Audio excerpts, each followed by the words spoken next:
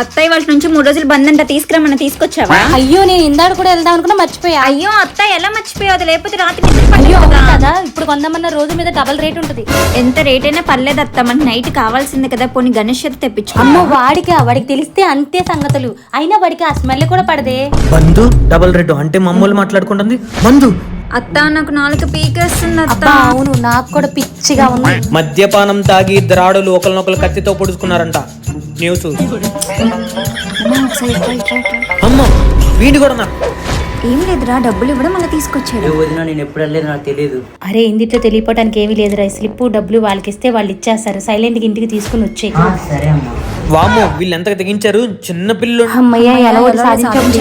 చిన్న పిల్లోడి చేత ఇవన్నీ తెప్పడానికి బుద్ధి లేదా మీకు? తప్పు చేశాను రా. వాడిని కాదు నిన్ను పంపించాల్సింది. నా చేత తెప్పడానికి నేనేమో మీలాగా తాగుబోతున్నాను. చికెన్ తెప్పించుకున్నంత మాత్రం మేము తాగుబోతాం అవుతామా? మీరు తెప్పించుకునే చికెన్ ముందు కదా. ఆయన తాగుబోతున్నా